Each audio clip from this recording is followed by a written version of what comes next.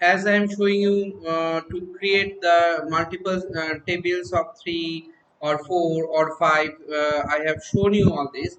Now, based on that, the first program that I'm going to show you, that see here the multiple tables of 3.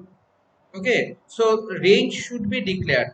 Now, what the range is declared here, this is the multiple tables of what I said 3, but okay. Multiple tables of 5 between 1 to 100. Now range I have declared, I have taken it that n list, in the n list x for what, x in range. What is the highest value of the range? Range highest value is 100. Okay. If x divided by 5 equals to this divide side will going to give you the remainder f divided by 5 equals to 0, then it will going to print the list. So now let us run the program and see what the output it will going to show to us. So as we know that the output will be, it will start first from the 0, right? It will start first from the 0, and from the 0 then 5, 10, 15, 20. As this is very well versed to us, we all know that how the multiple will come. Now loop is very important, how the loop is running. So first what we say, what I have declared here, x for x in range. Okay, x for x in range, that means x will start from that particular area for x in what range? What range? The question, that means when you create the loop, as soon as you ask a question from the loop only, you will get an answer.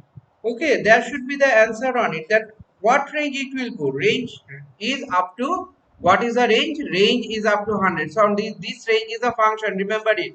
So it is coming in violet color. Okay, this range is a function. It is coming in violet color. You see it, that what is the range? I have given the range. I can change the range if my next program. I will show you that how I have changed the range and I have made the particular thing. Yeah. So this is how the thing has been executed and thing is working. Now another program based or related to that, that I'm going to open. See here, this is what the number is divisible by 2 and 5 from 0 to 100. Now if I want to do this, I have to extend my condition. Now in one particular part, that means one single line list statement, under the list only I can do this, that only I have shown to you here. Then I'll go to the next previous one so you can understand it. See here, num list equals to x, sorry, y I have taken, y for y in range, what is the highest number? 100. Then if y divided modulus 2 equals to 0, if y modulus 5 equals to 0, then num list. Okay, so this means what, if the number is divided by both 2 and 5, then only it will show you the particular number. Now you see, now I am little bit, just a moment, now I am little bit putting it down. Now you see it, the both the program now will be clear in front of you. First program what I have done, x for x in range 100, that means my range is 100. If x modulus 5 equals to 0, so it has shown us all those numbers.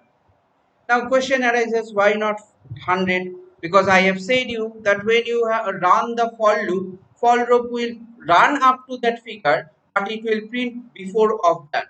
That means after 95, the next figure is 100. So it will run up to 100, but it will do before of that. That it will show you before of that. The before of that is, before 100 is what? 95. So it will show you up to 95.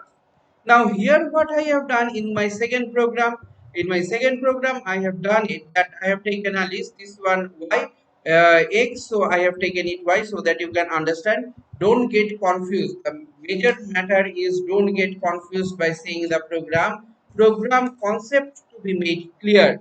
So I am showing you the small program as well as big program to make your concept clear. You have to practice them very nicely, all the programs, by your own ways.